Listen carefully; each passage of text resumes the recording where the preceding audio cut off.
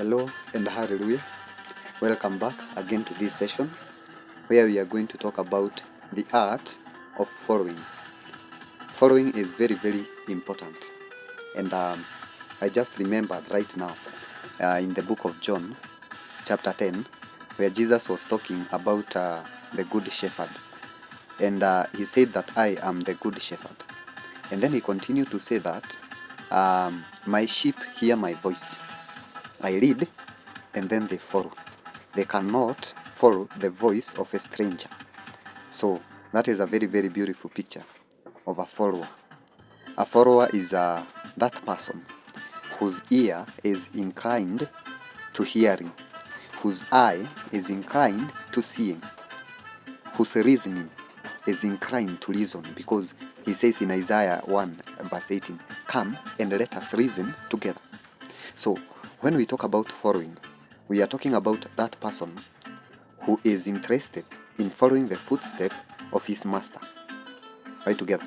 And so we are going to start with Hebrews chapter 12, starting with verse 1.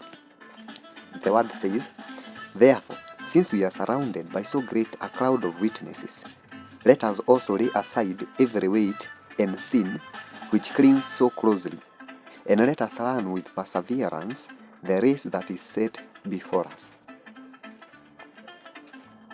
We have a race, we have a course that we are following.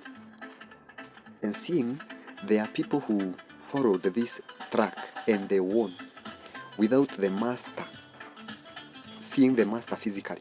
And that's why it starts with chapter 11, saying by faith Abel, by faith Moses, by faith Abraham. These people are walking by faith. They were following by faith a master who was not there physically. They were following a vision they were seeing of years to come, hundreds, others thousands of years to come. They are seeing a master that will be there, and they are following a master who was not there as if he was there. That's why it starts with saying that faith is the evidence of things not seen, a substance of things hoped for. So they saw a master by far, and they followed him as if he was leading them. See, so that's why we are being told that since we are surrounded by so great a cloud of witnesses, a cloud of Moses, cloud of Abraham, Sarah, all those people, Abel, Enoch, by faith, they even obtained a good report from the Lord. So seeing we are surrounded by such a great crowd of witnesses, we ought to run this race with patience and endurance.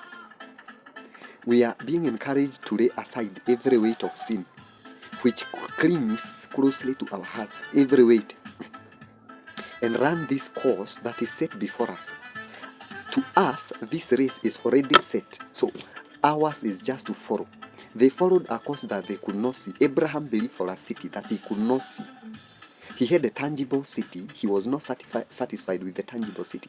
He was looking unto a city that was spiritual, that was real, whose builder and architect was God.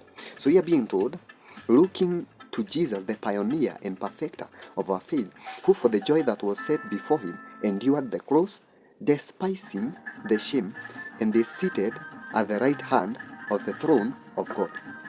Very, very important that we understand and we come to get these facts.